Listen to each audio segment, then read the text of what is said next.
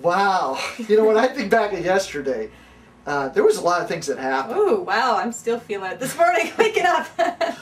Yeah, I mean, what was it? Yesterday morning, Mm-hmm. we get the call that this house that we've been looking at, that we've wanted to make into like a worship house, that it looks like that's going through. Yes. Yeah, so we're going to be able to live there, both families, Yep.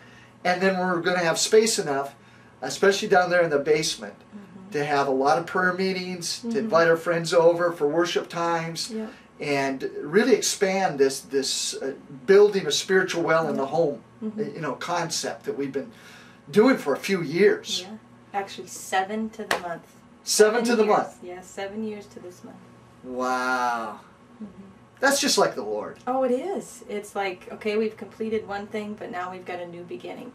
It's when he closes one thing, he opens another. Wow. Wow, that is awesome.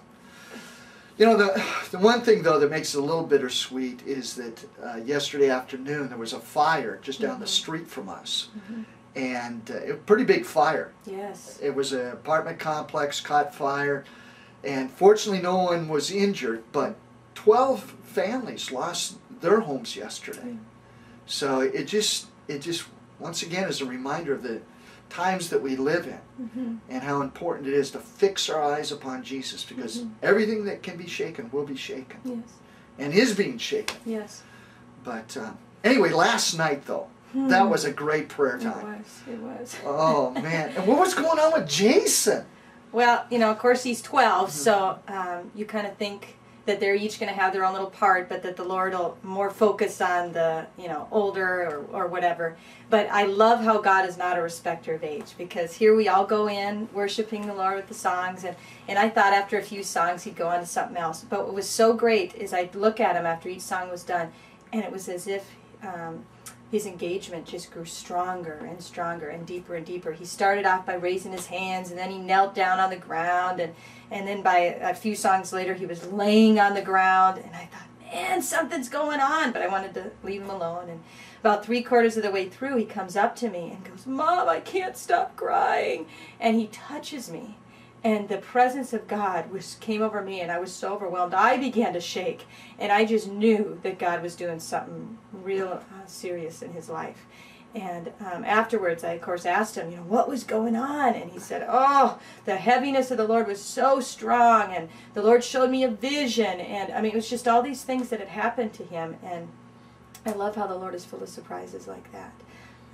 And even this morning he woke up and he still had that glow on him. So a holy jealousy welled up within me that, hey, I've got to keep after God, because he's going to go after whoever is desperate for him. And he doesn't care what age or who it is. Yeah. I love that.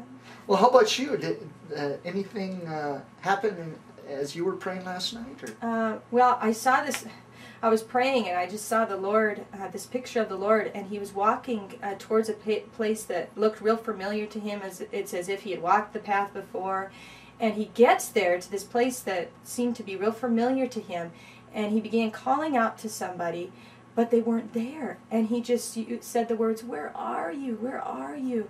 And immediately reminded me, of course, of in the garden when he goes to the familiar place that he's shared with Adam and Eve, and they weren't there, and he just cried out, "Where are you?" And I'm telling you, the anguish in his eyes when he gets to this secret place between him and somebody else, and he goes there, and they're not there. I mean, you could have filled 1,000 oceans with that anguish I saw in his eyes last night.